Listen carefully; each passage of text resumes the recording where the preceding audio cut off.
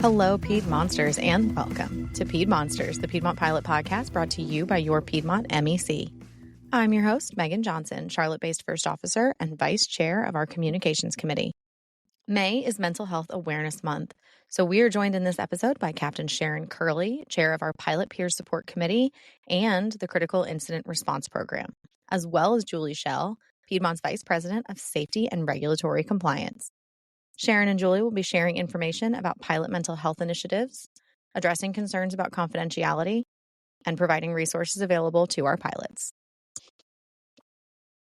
While we are on the topic of pilot mental health and Mental Health Awareness Month, I want to bring to your attention an initiative that ALPA is currently working on in Washington, D.C., the Mental Health in Aviation Act, which seeks to improve pilots' access to mental health resources and reduce long-term career repercussions for pilots seeking such resources. More information, as well as a call to action to contact your congressional representatives, can be found under the Advocacy tab of the ALPA app homepage. I will also include a link in the show notes. For more information about how ALPA's government affairs team works with lawmakers to benefit pilots, check out our previous episode on ALPA government affairs and ALPA PAC. Just a few other updates before we get into our chat with Sharon and Julie. June 29th will be our Carowinds Family Day in Charlotte. All pilots and their families are invited to attend. The RSVP window will open on May 23rd, and we hope you choose to bring the whole family out for a day of fun. June 29th is also the birthday of someone very near and dear to this MEC's heart, so some light birthday festivities will also be in order. Additionally, we are in the process of electing a new LEC 29 captain representative representing Philadelphia and Harrisburg for the term ending February 29th, 2028. Philadelphia Harrisburg-based captains who are active members in good standing are eligible for election. The election process has several phases. Currently, we are in the nomination ballot phase, which narrows the field to 2 captains. That ballot is currently open and will remain open through Tuesday, May 20th.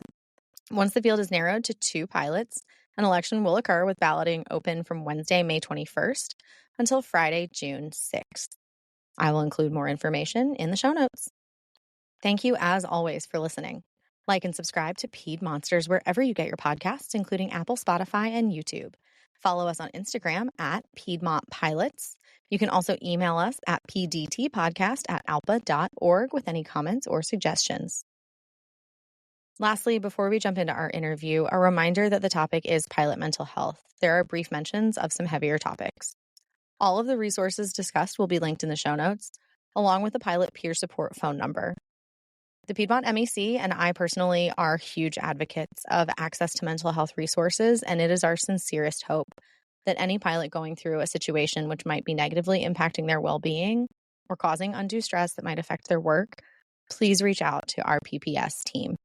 And now, our chat with Sharon and Julie to dive into the details of our pilot mental health resources, how the company supports, and more importantly, protects pilots accessing these programs. Hello, Piedmonsters, and welcome. As we've already mentioned, May is Mental Health Awareness Month, and as such, we are joined by 2 very important guests. Captain Sharon Curlee, who is the chair of our Pilot Peer Support Committee, as well as Julie Schell, who is the Vice President of Safety and Regulatory Compliance with Piedmont. Ladies, thank you so much for joining me. Thank you. We appreciate you having us.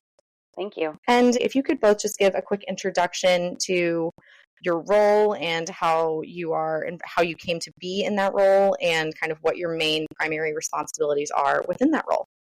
Sure. Sharon? So I've been at Piedmont Airlines as a pilot for about 5.5 years now and wanted to volunteer, as many do, in an ALPA program that I wanted to really give back to the pilots. And my background is a perfect fit for pilot peer support and the critical incidents response, the CERT program that they have. So the pilot peer support, we basically get trained up at ALPA National, and it's really a network of pilot volunteers that are kind of screened. You know, you can't just say, I want to volunteer, and then you're automatically a volunteer, just because pilot peer support is a program that does require a certain type of training to support the pilots. So once a person who wants to volunteer is taught, I have a conversation with them here at Piedmont and then decide whether or not they're a good fit for one of those programs. Then ALPA takes them and trains them at ALPA National. And then we are released to support our fellow pilots at Piedmont Airlines. Excellent. Thank you. And Julie? Excuse me. I have been vice president for about 12 years now. Prior to joining Piedmont, I spent some time at the FAA as well as Allegheny Airlines before it merged into Piedmont Airlines. So the whole time I've been in safety. I have a master's in aviation safety from Embry-Riddle and a pilot certificate. And part of the reason I wanted to get into this is part of my responsibility is an emergency response for the company. And a huge part of that is what we call our care team.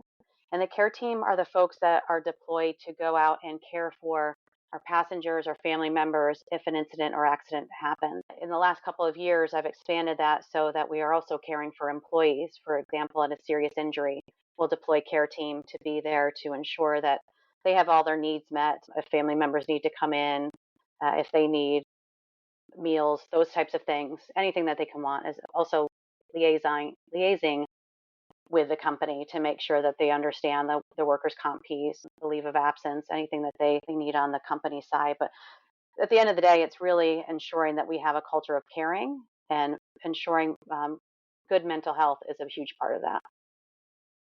Excellent. Well, thank you both for the introductions, and thank you both for all the work that you do for our pilots specifically. So jumping right into talking about mental health, again, May is Mental Health Awareness Month.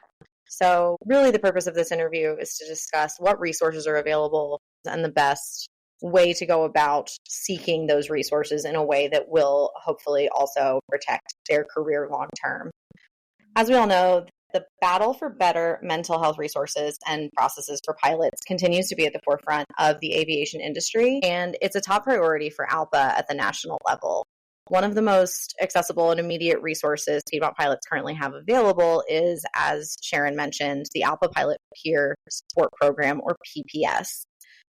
Sharon, can you please tell us a little bit more about PPS and how it works? Yes, so Pilot Peer Support's a network of pilot volunteers here at Piedmont, supported, and the program is obviously through the ALPA member, and we help fellow ALPA members, specifically Piedmont pilots, with stress from any sources such as financial problems, family, relationship problems.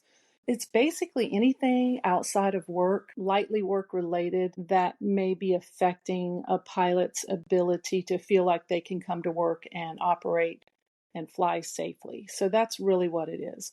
It's to support our fellow Piedmont pilots, specifically the Piedmont volunteers focus primarily on the Piedmont pilots, and then other volunteers at other airlines specifically focus on their pilots. Sometimes we will help out if there's someone who can't take a call for another airline, but overall it's the focus mainly on Piedmont. The program's excellent, it's confidential, and it's a non-judgmental conversation with a fellow pilot.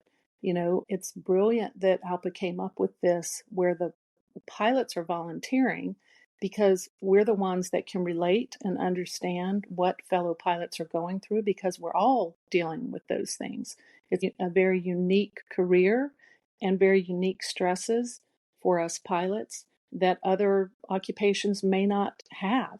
And so to have someone listening as you're stressed out before you have to go to work, and be able to most conversations would be to decompress, have a person to listen to that you don't feel threatened by, you feel understands where you're coming from, and is allowing you to vent or talk about something so that you can go to work and safely perform as an airline pilot. That's really mainly what the program's for. That's amazing, and a wonderful resource available to pilots. I know, as you mentioned, it is such a unique job that it is incredibly difficult to explain some of the challenges to people who are not within the industry. So an incredibly valuable resource that's available to our pilots. And as you mentioned earlier in your intro, that not just anybody can become one of these peer support volunteers, there's a vetting process involved. What kind of training do PPS volunteers receive in order to be able to field some of these more difficult calls? And is there a course that trains the PPS volunteers for these calls specifically?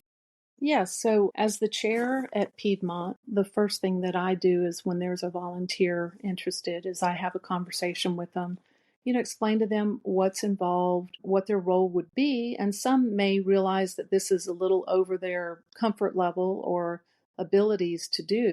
It takes very strong listening skills. We are not trained counselors. That's the most important thing that a lot think they have to be counselors for this role, but we're not. We're listening peers. We're here to listen non-judgmentally, as I said, confidentially. And on the majority of calls, it's just a call needing someone to talk to. Very seldom is a call escalated to I guess I could call it a stronger need. However, if there is, ALPA resources are in place and we are trained not only to handle all of the calls, but if a call is a stronger need, something that a pilot is needing to step away from flying for a little bit and they feel that they need to or realize they need to as they have a conversation with a pilot peer support, then if they ask, we offer the resources to guide them to further aid, assistance, support so that they can safely step away, not have their jobs in threat, and confidentially, ALPA will take over and provide the program that they want or have asked for or need and allow them to take care of whatever it is that is affecting them so that they can come back and operate and continue in their career as an airline pilot safely. The training we have is we go to ALPA National, and it's a few-day course where basically all day long we are with fellow volunteers. There's an initial course that's a 3-day course, and then there's a recurrent course that's required every 2 years. And you basically go back as an experienced PPS ALPA volunteer and dig a little deeper, talk a little bit more about the areas of needs and that sort of thing. But the initial training that everyone goes through. It could be a room of many different airline volunteers for PPS. We actually do interactive training. We have professionals there, experienced through National ALPA, as well as even counselors who talk about different things and basically are teaching us mainly that we are there to support, listen, and not try to solve a problem or an issue because we are not professional counselors. And that's a really important part of pilot peer support volunteers. And just understanding the resources to take the pilot to if they need it and support them in any way that we can so that they can feel like they are ready to go to work and fly safely. That's outstanding. And is it true, because this is what I am understanding from everything you've said, that any further steps, any additional resources or guidance or contact information would have to be initiated by the pilot, that it's not necessarily for the pilot peer support volunteer to be proactively choosing to provide those resources? Any further steps beyond contacting the PPS team to begin with would have to be initiated by the pilot. Is that correct? Yes, Megan, you are correct in that. Actually, the pilot needs to call us. We are not even allowed to reach out to a pilot. It's basically, even if someone within the company knows that I am pilot peer support and says, this person has said they want to talk to someone and I think you're the right, area for them to speak to. And I will say, please have them call my number or call ALPA, which there is an ALPA PPS phone number they can call nationally, and then they will disperse that call out to one of us volunteers. So the idea is that the pilots initiate the conversation, not that someone is reaching out to them and saying, hey, we think you have, something going on that you probably need to talk to before you go to work. That's not the point of this. It's the pilots having the support that they feel that they need when they feel like they need it, and then supporting them in whatever direction that they feel they want to go, if it's more than just having a conversation. Of course, that's excellent and really good to know. And I think that's important for our pilots to know that that is something that, number one, they can reach out, but it is also something that they need to be the ones to reach out and initiate that contact.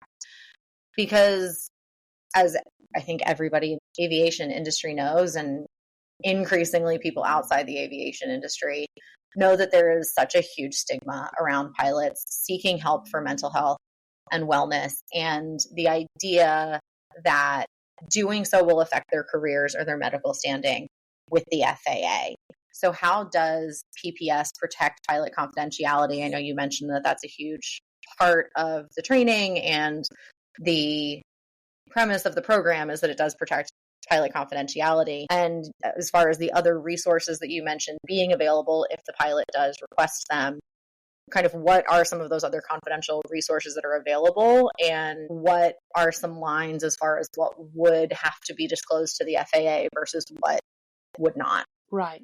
Of course. Well, as I said, with the pilot peer support, our volunteers are available 24/7. So anytime someone needs to call in, it's available for us to listen and confidentially, as I said, very important, confidential, non-judgmental support to pilots. And with that, if a pilot calls in and feels that they, as they talk or already knows when they call, that they need further support for whatever's going on in their lives outside of work, then basically I would guide that pilot to those resources, and they would reach out to the ALPA national program, that specific program. An example would be if a pilot has something going on and they really need to step away from work because of a loss in a family, or something going on where they need FMLA, the Family Medical Leave Act program, so that they can fill out that paperwork and basically get it activated for themselves and their needs, so that, again, their jobs are protected confidentially, everything is taken care of, and now they can step away without the stress of feeling like their job is in threat. And then, that program will allow them to come back to work when they're ready, and whatever's going on is taken care of in their life. Another example would be someone's having a problem in their marriage or with a family member. It could be children. It could be any type of crisis that they need some one-on-one or family counseling. It could be marriage counseling. It could be counseling because of a loved one, an ongoing health issue, anything. And they really are having it affect them, and their ability to, as I said, perform their job safely their feeling is compromised. And so that resource would be given to that pilot in the conversation, and then they would initiate the contact with the ALPA program, and ALPA would assign someone to them to help guide them toward getting that support and basically release from the company and get the counseling, whatever is needed, and then come back to their job safely without anyone else knowing. This is all confidential and all supported for the pilots. Awesome. And I love that you brought up other programs such as FMLA, because I think obviously when we talk about pilot mental health, a lot of people jump to the absolute worst case scenario. Someone is depressed or potentially has thoughts of taking their own life or something super dramatic. And sometimes it is something that's a lot more, I would say, commonplace, and obviously I'm sure, devastating to the family, but something that's a lot more common would be an ill relative or illness within your own immediate family or something like that, where it is putting a strain, it is making it hard to focus at work, it is causing you to have to call out on a regular basis, and you're worried about losing your job. There's kind of all sorts of circumstances that take a toll, and it doesn't have to be something super big or scary or dramatic for it to be something worthwhile for a pilot to seek assistance with. Right. And that's what we really would like pilots to have, that knowledge that when mental health is mentioned, of course, everybody's, mental health. Oh my gosh, I don't want anyone to know, I don't want anyone to think that I have mental health issues. Pilot peer support is just general, daily, monthly, yearly things going on in our lives that may not even be in our control that you need a little support in. And that's really the pilot peer support is primarily going to take calls like that. Very seldom, rarely would it be something along the lines that it needs to be, a program needs to be given to someone for, say, HIMSS, alcohol and drug addiction, or like you had mentioned, someone thinking about for whatever, is going on in their lives, or depression or anything that could escalate to something more life-threatening or threatening to someone else besides themselves. But the programs are in place for anything like that as well. Typically, that is not the type of conversations and phone calls that are received from people. But we can take, it is available, the support's available for anything that's affecting a person's ability to safely fly, do their job well, whether it be something just like an argument or, something what maybe someone might think is not even worth calling and getting support for, but it's affecting them. So we would love for them to make a call. I mean, that's what keeps us from getting to that point where a conversation or a phone call now is acute and has developed to a real problem for us, as pilots. Absolutely. And in addition to the pilot peer support program and kind of another arm of the mental health and wellness, and this kind of goes a little bit more hand in hand with Julie's discussion of the care program from the company side, we also, with ALPA, have the Critical Incident Response Program, or CIRP, CIRP, which does, as I mentioned, act separately from PPS and other pilot-led safety initiatives. And it specifically functions in response to workplace events. Can you tell us a little bit more about CIRP and the key difference between CIRP and PPS? Yes, and thanks for bringing that up because there does tend to be a little bit of a confusion between the two programs. So I am the CIRP chair for Piedmont with ALPA and have been doing that as well as the pilot peer support the same amount of time for about 4.5 years at Piedmont. And CIRP is a critical incidents response program. So CIRP is similar to pilot peer support in ways, but very different in other ways. CIRP is about incidents and accidents at work.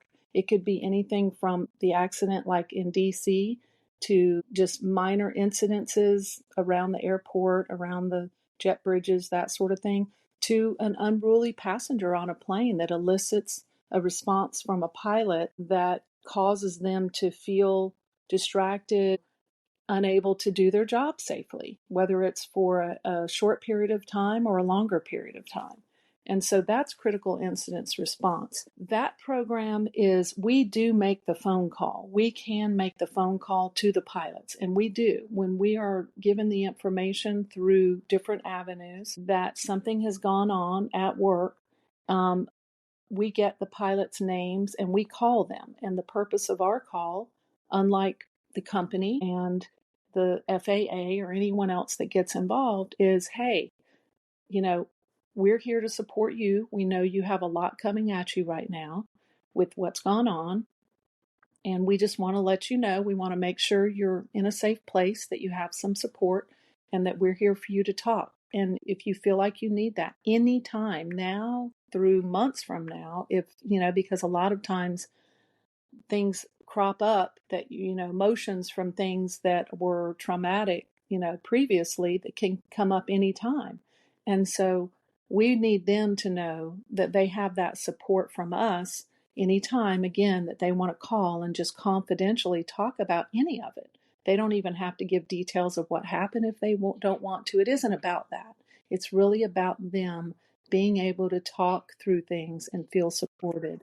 And that's the CIRP. And the difference is that we can call them, and we do call them, and give them that support. I can give them my phone number, call me back anytime you need to, and let's talk about it.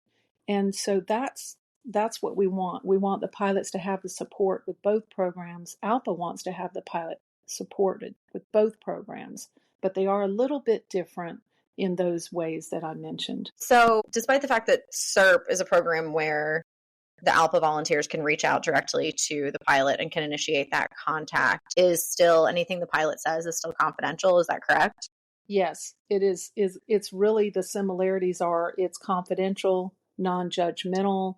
It's there to support them and give them the guidance that they need in whatever they're going through. And again, the incidences and accidents, anything with the CIRP, it's helping pilots return to the flight deck after an accident or an incident or something that goes on, like I said, an unruly passenger, whatever it is.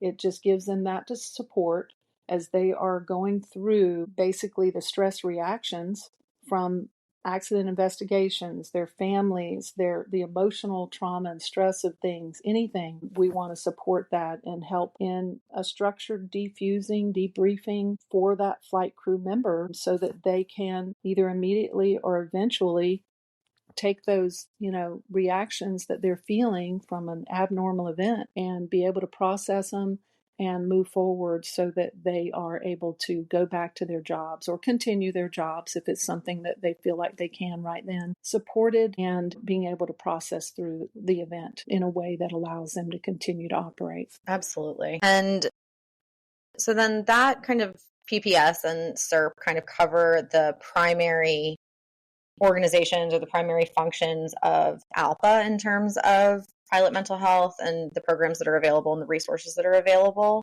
But as we mentioned, Julie Schell with the company, with Piedmont, is here with us as well. And as Julie mentioned in her intro, she has really focused on the care program within the company. And I would say beginning about a year ago, the Piedmont Safety Department has begun to put an additional emphasis on pilot mental health and increase messages of the importance of pilot mental health. And I think, as we also talked about earlier, there's such a huge stigma around pilots seeking assistance and seeking resources and seeking help when it comes to the big bad wolf that is mental health.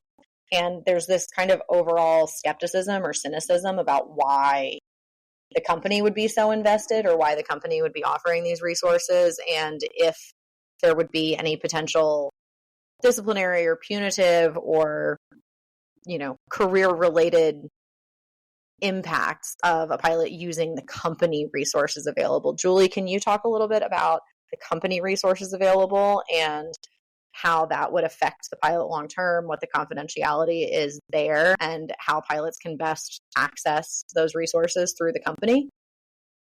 Absolutely. Thank you, Megan, for having us. As you mentioned, some time ago, we started discussing expanding the care team program, which initially was for and required by law to care for the passengers of incidents and accidents. And looking at that program, we really wanted to care for the health and well-being of our employees. So we've expanded that. Once we started doing that, Eddie Leverton and I met and said, what can we do specifically for the pilots to ensure that they have an excellent program to have some support as well, in addition to care team members. And that's when we were fortunate enough to meet with Sharon and with Kim to learn about what they were doing with the pilot peer support and the good work that they were doing behind the scenes. At that point, we decided we need to partner. We want to make sure that we are giving anything that Sharon and Kim need for this program to make sure that it's a success for our pilots. Essentially, there's no secret that our current federal system discourages pilots from seeking mental health support. And certainly that's a driver of this as well, so that we can help support our mission statement, which is fostering a community that's caring, compliant, communication, and community. So we really stand by all of those. And this really focuses to our emphasis on caring for our workforce. Early support is certainly critical when we're talking about mental health. As Sharon mentioned, getting those conversations first started is really an excellent component to ensure that those may seem like small things in the beginning don't become up bigger things. And we have those resources that the Sharon and the volunteers can share with team members. We as the company, we don't ask for or want any information from Sharon and the team.